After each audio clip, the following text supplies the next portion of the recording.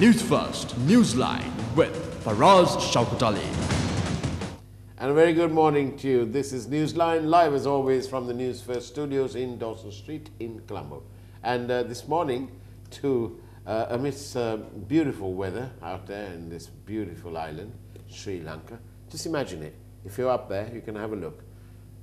Palm trees swaying, beautiful beaches, unspoilt, and everybody going about their work. But there's a bit of kalabala going on in Parliament, in our political arena. And to discuss the latest trending events in this political impasse, we have with us Mr. Vidura Wickramanaya. Very good morning to you. Very good morning to you, Faraz. You look very, I think the young blood is being pumped back into you. Well, I've got stents, you see, now, so it tends to move about faster now. I did a bypass surgery, but it's twice bypass surgery, but really? Nothing came out.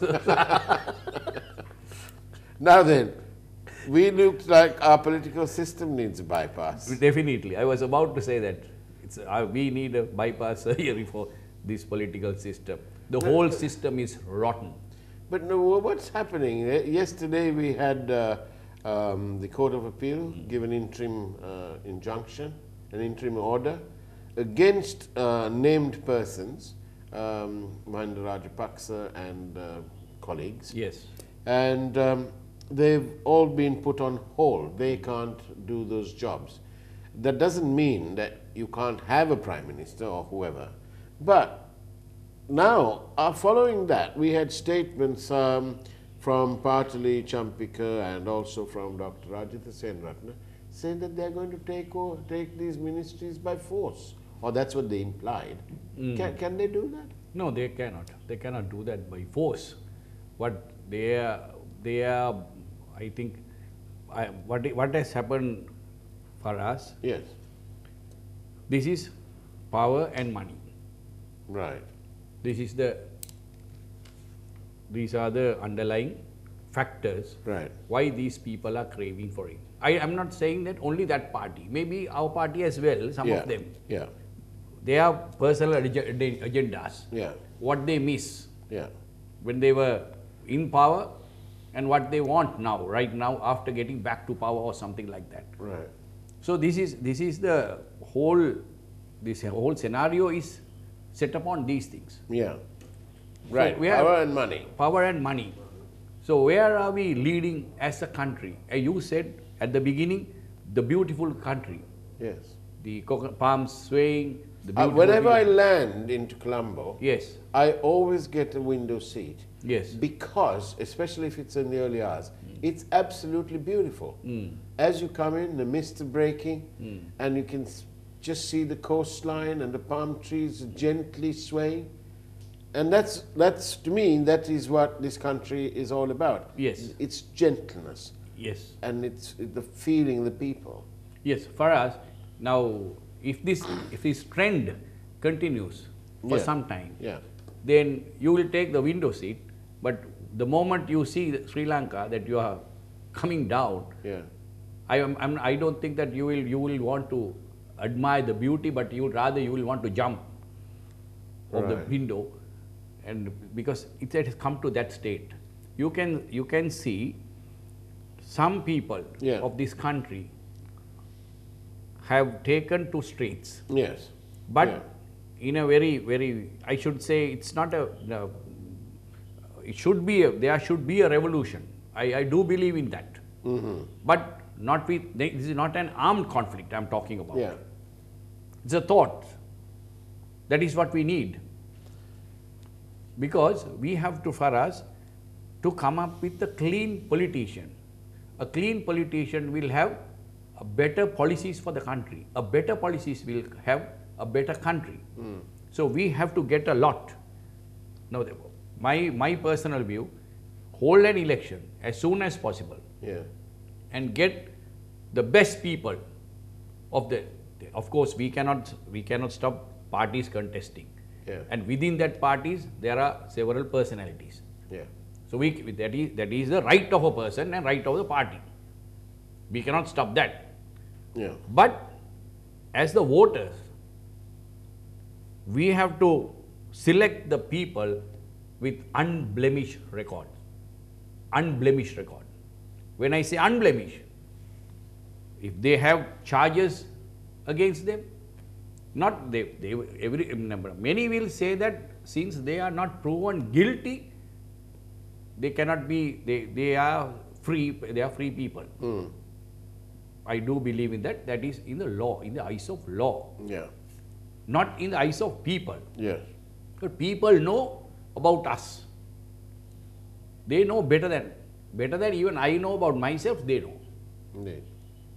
They know about my, what are my assets, the liabilities, all those things, and my weak points, strengths. Yeah. People, they have a good assessment on these things. Yeah.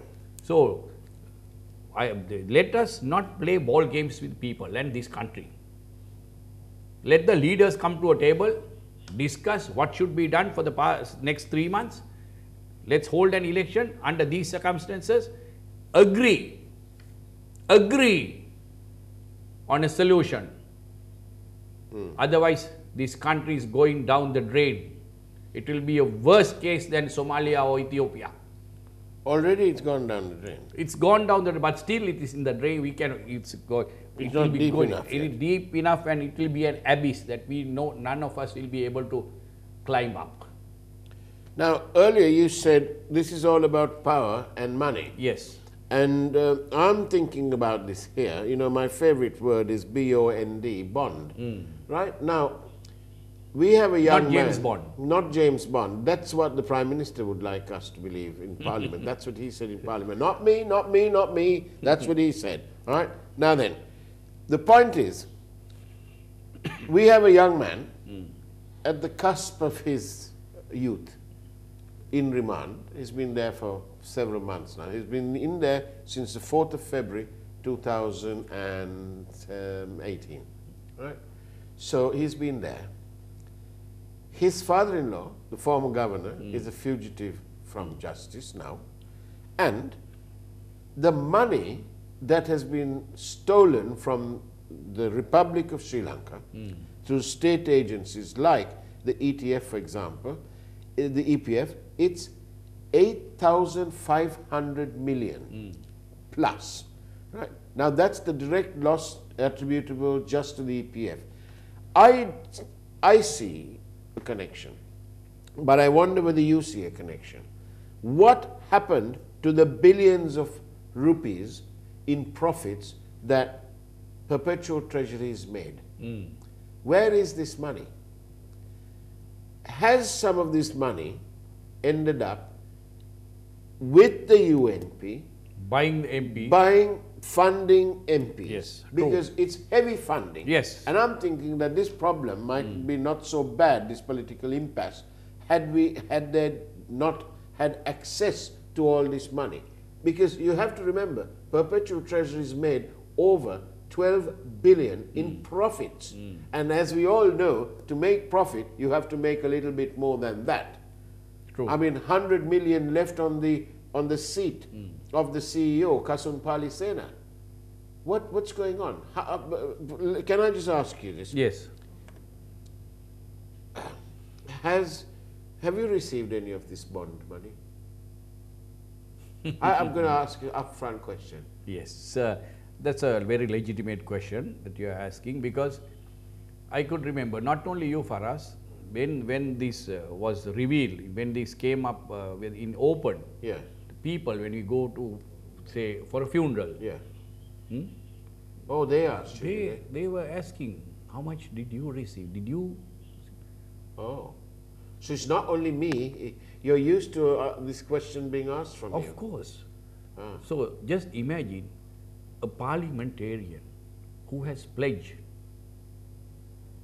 to uphold the Constitution and to serve the Republic and the people of this country, being asked whether you are being bought. That's the simple. And you, just for the record, in case people point it out, Send us your SMSs 0772 300 305. Newsline is in conversation with Mr. Vidura Wickramanaya, and I have just asked him whether he's received any money from the bond scam, and he is about to tell us yes or no. No. No. No. Yes. And your security people didn't get a check. No. No. Nobody. But But you know, how many security people do you have? Just two. As an MP, Yes, that's what you just get. two. And for us, the fine thing is, you know, Yeah. some people say that okay, why don't you get some money? Go to you can cross over, get money, then come back, or things like that. These are the, you know, some people they're joking with this. You know, I'm glad you're saying joking, because actually they're absolutely... That is what is happening, right? Yes, that's what is happening, and they're absolutely incorrigible. Yes. Because, I mean, News First, we carried a campaign called Think. We wanted people to think before they voted. And a lot of people, especially the poor folk out there, let's call them the non-Colombo people, they did think and they did vote. A lot of poor people voted after thinking hard because they wanted to make a difference to their lot in life. And they did keep various people out.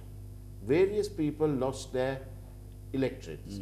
But what happened? Lo and behold, they've entered through the back door. And not only have they entered, they end up with key ministries. True. It sounds to me as terribly unfair. Terribly unfair. It's like, for us, pardon me, I will just interrupt. Yes. Just for a phrase. You scratch my back, I'll scratch your back. That's what's happening. That is what is happening. Now, tell me, now after yesterday, what should happen? I'm completely fed up about... Pardon me for using this word, but right now what I feel, Yeah, and the people of this country yeah. feel that there's constitutional constipation. Constitutional constipation. To put it in a more literal language, Yeah, it's constitutional interregnum. right. So is this the price that the people have to pay? Is it the price of the country has to pay for misbehaving in the parliament, or not adopting or not following norms, traditions, the rules? I mean, with the 19th Amendment, nobody can really rule or govern with the 19th Yeah, Amendment. 19th Amendment itself, what is it's a ad hoc. You won't believe. For us, within couple of minutes that was presented to the Parliament. Yes, I remember watching it live. I was in the complex. Yes, and came out again with the amendments to the amendment. Yeah. With the amendments to the amendment. Yes, and It was a real kottu. you can call it. I think it's worse than that. It's worse than a kottu, and that is why that contradicts itself. The amendment contradicts itself with the whole constitution. Yeah. So that is what has happened. That is what has really happened. Yeah. So this is for us. I have nothing against coming up with constitutions. Yeah. But in 1978, I am sure that you can remember, Mr. J.R. Jayawardena came up with this constitution. And so far we have 19 amendments. Yeah. And the 20th is on our table. Yeah. So that means it is not strong enough. The constitution is not strong enough. So 19 amendments. You can have a constitution. According to political scientists, they say that for every generation you can have a constitution. Generation period is about 30-35 years. I'll tell you, Mr. Vidura, you know, you can see the newsroom from here. Yes. And there are so many young people here. They're overwhelmingly young people who've chosen to come and work here. Yes. Young journalists, budding journalists, who come, some of them from really well-to-do families, but here, all with a common cause. to actually to serve the people, to report the truth and keep the people educated, informed. And I'll tell you what, we felt really cheated when, in spite of our Think campaign actually making a difference, when people started thinking about what we were telling them to think before they vote, and then we felt terribly, terribly cheated when we found people coming out creeping in through the back door. And then to compound matters, getting high ministries. We felt terribly cheated and dejected. Yeah, that is not democracy, but democracy. Yes, it is democracy. You're absolutely right.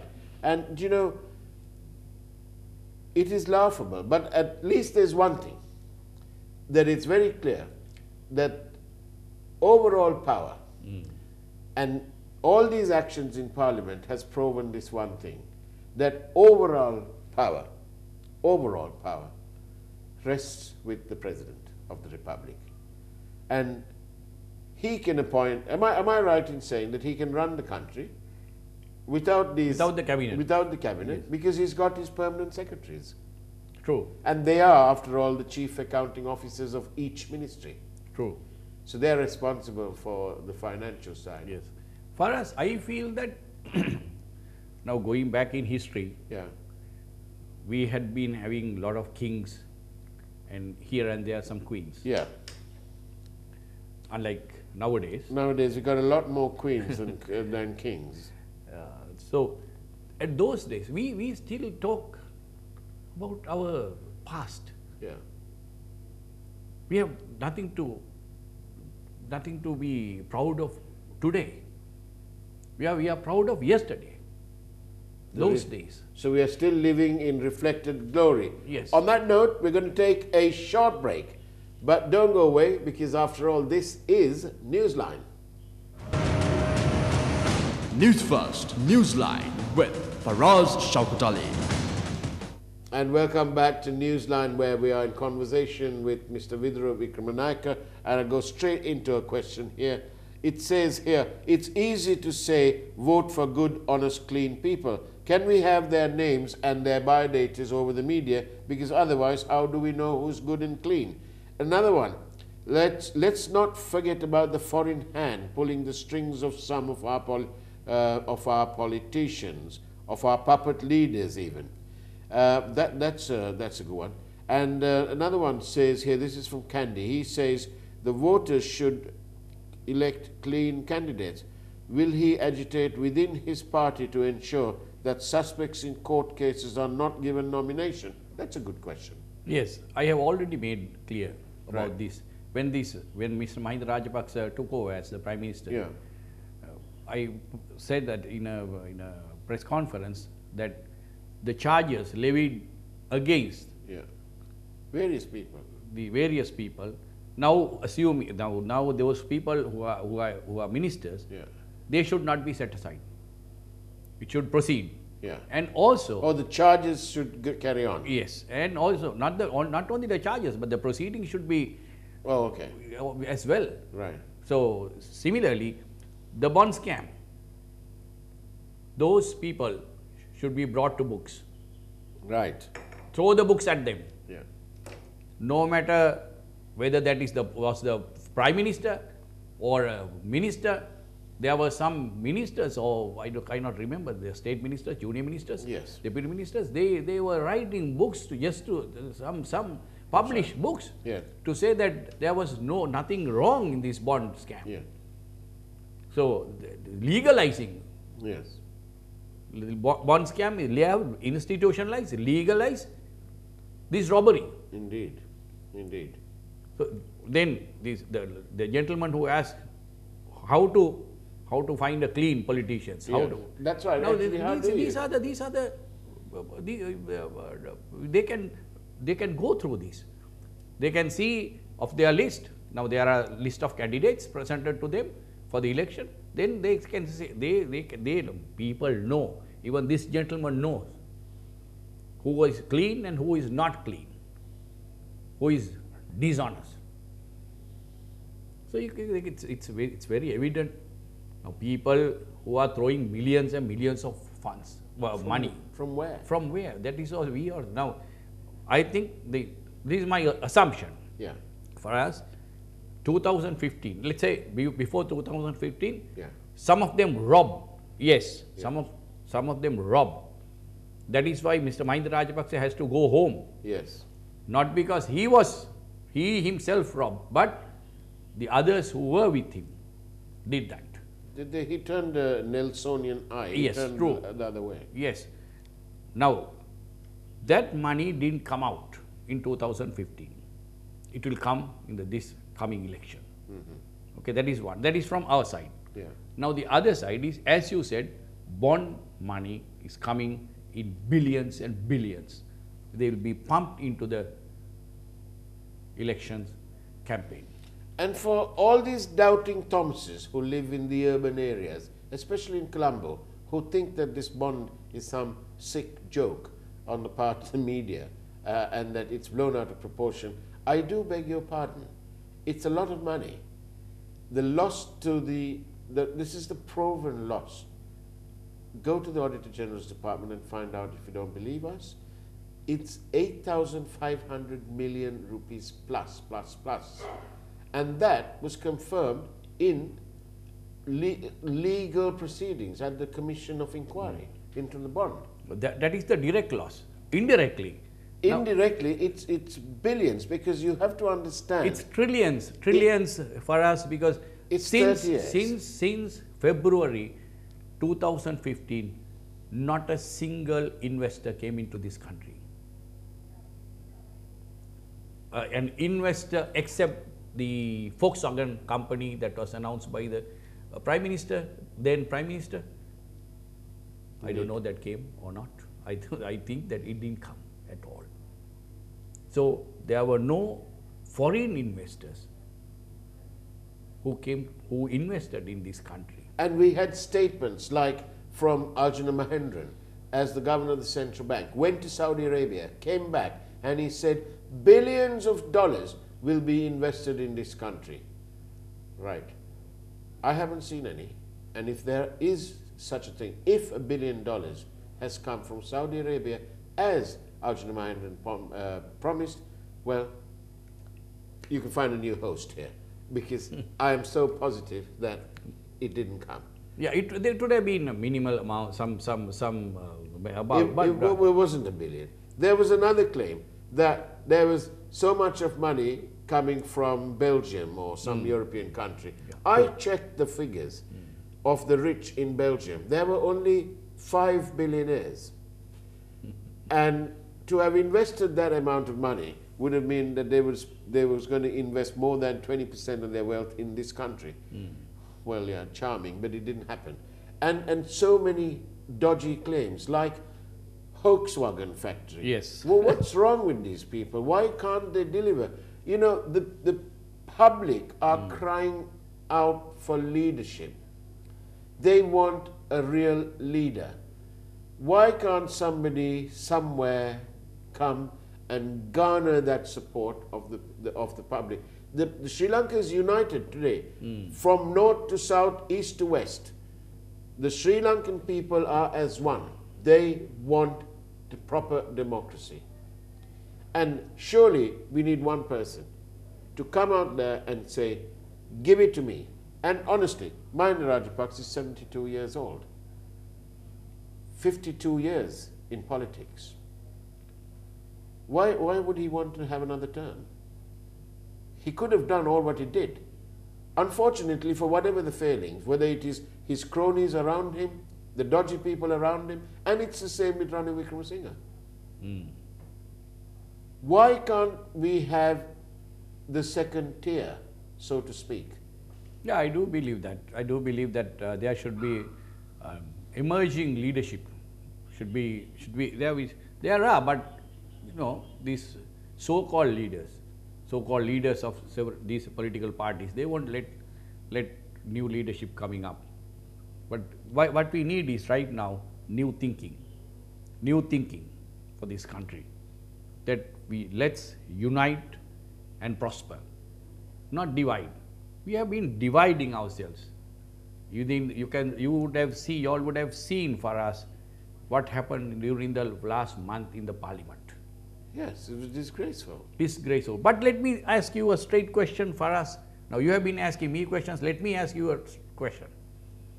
Whenever there's an increase for salaries for the parliamentarians, are they divided? No, they're very united. Then when they are gunning for more benefits, more privileges for parliamentarians, the ministers, are they divided? No. Has anybody said, no, we don't want? We have come to serve the nation, serve the people, serve this country. So we don't want salary increments. We don't want these privileges. We have not seen that. We have not seen that.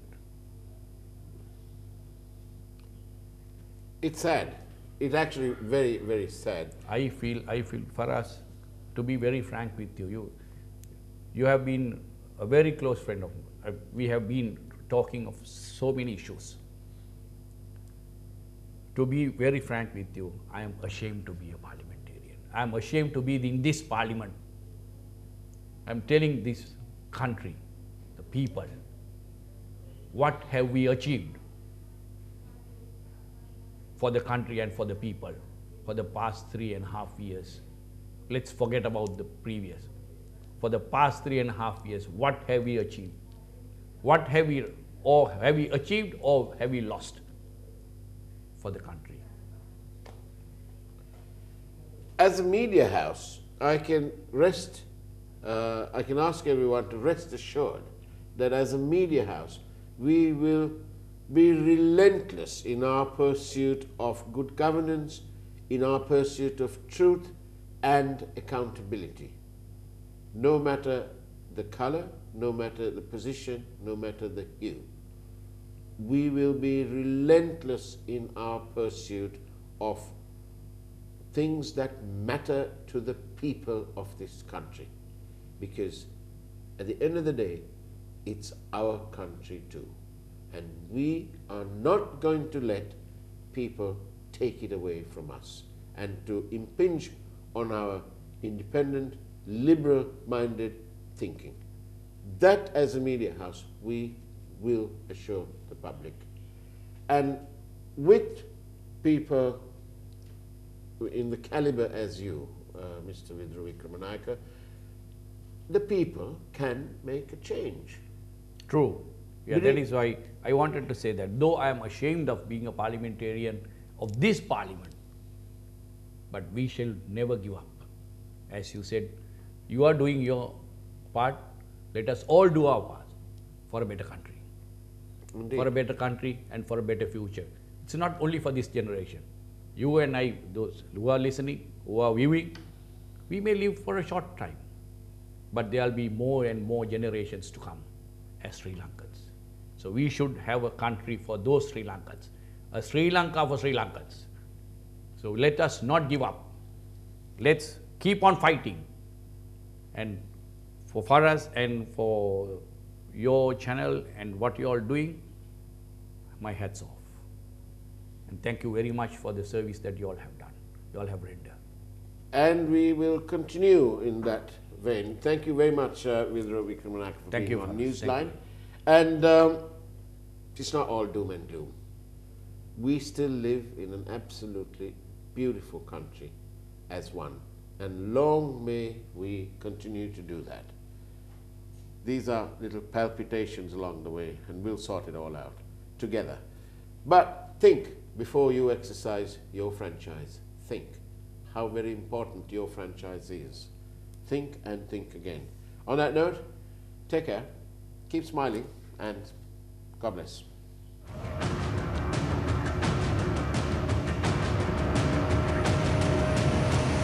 Newsfirst, Newsline with Faraz Shaukat Ali.